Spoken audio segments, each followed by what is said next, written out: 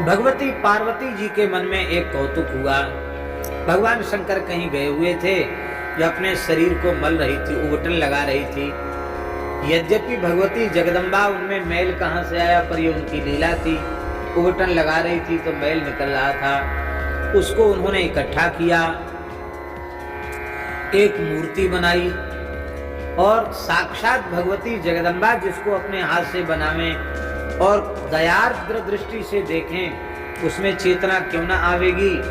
उस उनके श्रीअंग के उबटन से मैल से निर्मित हुआ पुरुष तत्काल बड़ा हो गया, विशाल काय हो गया और उसने प्रणाम करके कहा, माताजी आपने मुझे बनाया है, उत्पन्न किया है, मैं आपका सेवक हूँ, आपका बालक हूँ, आप मेरी माता हैं, आप हमें आज्ञा दें, मैं क्या आपकी सेवा करूं।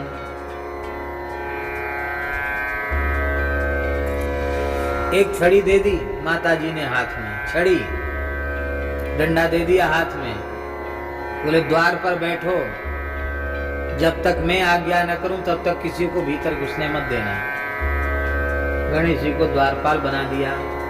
तब तक भगवान शिव पुराण के अनुसार भगवान शिव आए। भगवान के प्रधान गण नंदीश्वर आदि भीतर जाना चाहते थे, गणेश जी ने रोक दिया। और शंकर जी ने भेजा, लो किसी ने भेजा हो, जब तक भीतर से आज्ञा नहीं होगी तब तक हम नहीं भीतर भेज सकते हैं। शंकर जी ने कहा, कैसा एक नया गण आ गया है जो तुम लोगों को भी नहीं पहचानता, तुम लोग इतने सीनियर हो।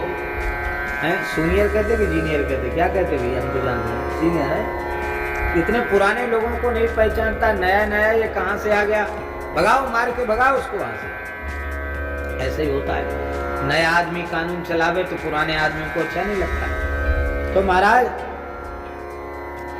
वो सब युद्ध के लिए आ गए, पर उस डंडे के सहारे ही गणेश जी ने सबको परास्त कर दिया। वीरभद्र, भैरव,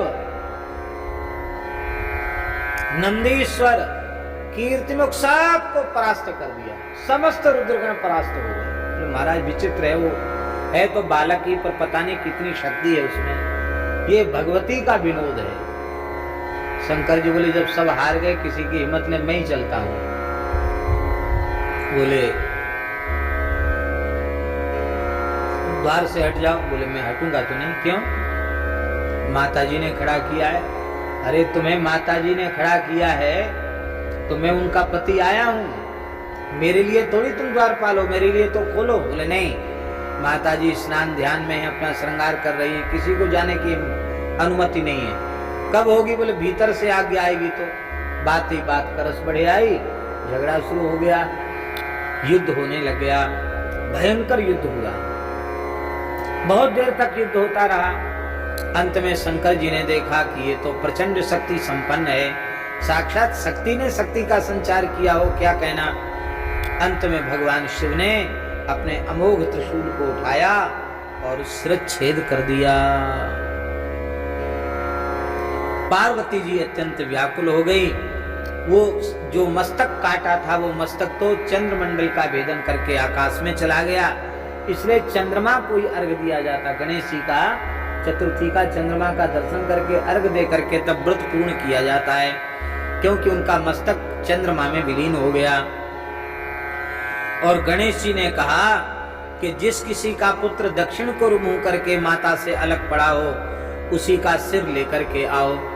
और भगवान शिव के गण लेकर के, एक हथनी ने अपने बच्चे को छोड़ रखा था, वो दक्षिण मुख होकर के लेटा था, उसका मस्तक शंकर जी ने जैसे ही धड़ पर रखा, अपनी करुणा भरी दृष्टि से देखा तो गणेश जी जीवित हो गए। बोलो गणेश जी भगवान की।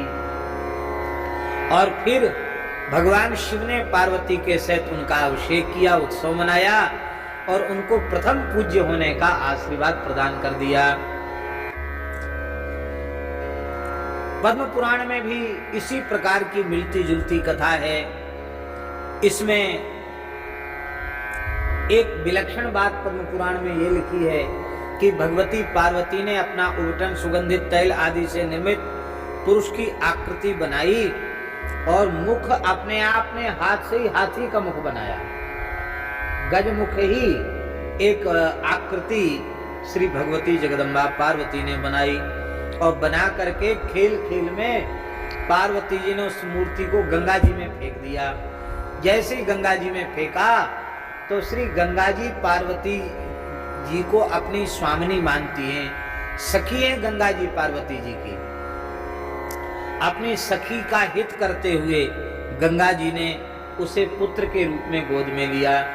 गंगा जी के जल का स्पर्श करते ही वो विशाल काय भगवान गणेश हो गए और वो गंगा जी के पुत्र भी माने गए, गांगेय भी माने गए। बोलो गणेश जी महाराज की जय।